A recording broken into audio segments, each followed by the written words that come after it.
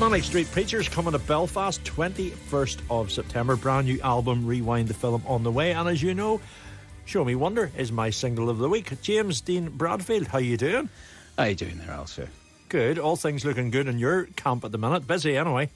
Yeah, we're busy. Yeah, we're back on the treadmill, but in a good way, not in a bad way. I was going to say. And it's our 11th studio album, and yeah, we keep trundling along and just keep coming back like a bad penny.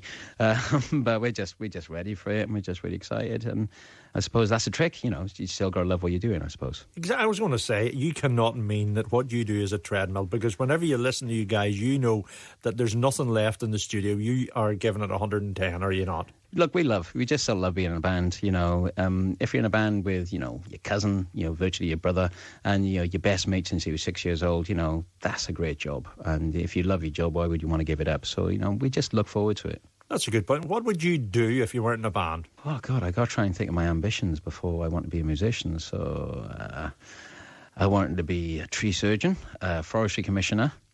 I dabbled with the priesthood in my head, which is strange. I became a Manic Street preacher. I don't think I've ever told anybody that. Right. And then I want to become an actor, and then I want to become a musician. So I suppose, what I might have been in that list. I'm not sure. Tree surgery might have got you around the world. Priesthood might have got you a slightly different adulation. I've never been asked that question before, so I was delving into the depths of my Rolodeck mind to try and find out what my ambitions were. And actor was the other one. Yeah. I was kind of out because I did my drama roll level, and I was big into my plays and stuff. So perhaps actor might have been close to it, but I might have been one of those little character actors, the short baddie kind of thing. I don't know. Rock and roll's been good to you all the same, hasn't it? It has, yes. No, I mean, it's incredibly lucky to actually set your sights on something when you're 15 years old and for it to actually come true. Because other people can try and do things on their own, like say if you're an actor, or say if you're just going into academia, or whether you're setting up your own shop, you're kind of on your own. Whereas in a band, it's a unique situation of, you rely on each other. You got each other to fall back on when things are going wrong. Yes, an interesting support network, but at the same time, you don't want to let them down either, do you? No, that's just really true, because, I can remember the times I've been going into the studio to play something to, Nick, Sean and Richey in the past as well. And, I've written a tune to one of their lyrics, and I've been thinking, oh, God, I hope they like this, because this is such an amazing lyric, and I don't want to let the lyric down, so please let them like this. Please let them think I've done the lyric justice. That's still a scary moment, When you're given an amazing lyric, you just don't want to let the lyricist down. So, yeah, that's an interesting angle of one of the fears you do have in a band. And Nicky's given you the odd good lyric over the years, hasn't he? He's given me the odd good lyric, yes. I mean, between him, Nicky and Richey, it's been a very unique position, for me, because I can't think of many other bands where the singer doesn't write the lyrics. I can think of Roger Daltrey and The Who, of course. And it's the strangest position to be in, to actually have the lyricist to trust you to articulate what he's trying to convey in the lyric itself. So, yes, it's a weird thing. James, tell me about the new album, a different approach to the songs. Yeah, it is, and you're always led by the lyrics, and the lyrics that were coming out of Nicky for this record, mostly, were very much more reflective, very much more gentle, and very much more dealing with a sense of mortality in a strange kind of way, whether it be about bits of your identity or culture ebbing away into the past, or whether it's about losing people.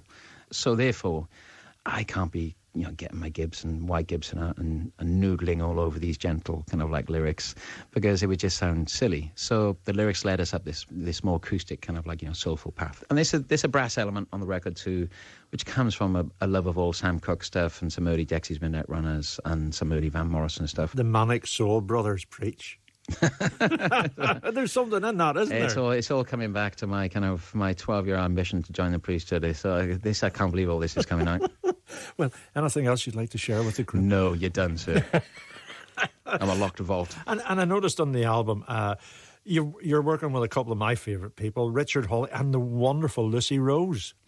Yeah, no, we I just had this kind of instinct that other singers would really open up the song sometimes. So I had the initial idea for Richard Hawley to sing on Rewind the Film.